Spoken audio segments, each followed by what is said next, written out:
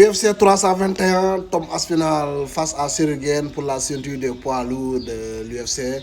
Donc les gars, ñu ñëwaat ak yéen analyse yi nga xam ni tàmm naa di ko def à chaque grand événement à l'UFC. Donc mu nekk un combat royal très attendu, mais aussi mu nekk un combat royal très important pour les Français parce que Cyril Gane pourrait devenir le premier Français champion du monde à l'UFC. Certes, il a déjà eu 2 essais mu daal di perte ñaar yëpp benn bi nekkoon contre Francis Ngannou benn bi nekkoon contre John Jones, donc mu nekk 3e chance pour le bon gamin français pour mu daal di nekk un champion du monde. Mais là dafa am une terreur dans l'octogone.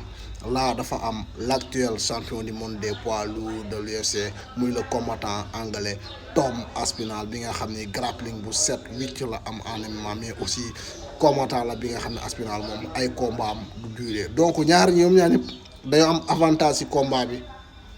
L'avantage de Cyril moom mooy le combat éloigné, mais aussi moom mooy le combat bi nga xam ne day gudd dem ba 3 wala 4 wala 5 rounds, parce que Cyril combat éloigné mun na solal kii di Tom Aspinall parce que Cyril dafa def Muay Thai ak kickboxing te aussi ay tànkam dañoo neex.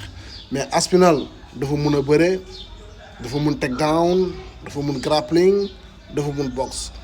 Donc Aspinall aussi combattant la bi nga xam ne dafa complet, donc te ay combat am d'habitude du durer, ay combat am day jeexee premier round lay jeexee. Gis nañu lu mu def Volkov, gis nañu lu mu def Curtis Blaydes, gis nañu lu mu def Pavlovich. Donc Aspinall dafa nekk am combattant bi nga xam ne dafa redoutable, mais aussi dafa nekk une terreur dans l'octogone.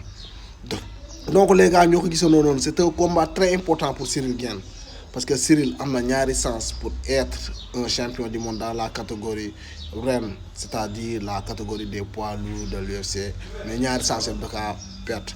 Mais Cyril su gagné combat bi, il sera le premier Français à être champion du monde à l'UFC. France lu muy rëy amaguñu champion du monde à l'UFC. Certes, France am nañu ay combattants yu mun à l'UFC comme Benoît Saint-Denis, comme Nassourdine Imanov, comme Cyril Gane, mais amaguñu combattant bi nga xam ni moo nekk champion du monde à l'UFC. Et c'est le moment ou jamais, et c'est l'occasion ou jamais pour la France d'avoir un champion du monde à l'UFC. En tout cas les gars ñoo ko gisandoo noonu, ça va pas être facile. C'est le combat tant attendu, un combat royal dans la catégorie des poids lourds de l'UFC, une catégorie où Francis Ngannou a été champion du monde, une catégorie où Brock Lesnar a été champion du monde, une catégorie où John Jones a été champion du monde, une catégorie où Steve Miocic a été champion du monde. Les gars ñoo ko gisandoo noonu, c'est l'événement du week-end. Tom Aspinall face à Cyril Gane dans la catégorie des poids lourds, un combat royal muy noonu les gars.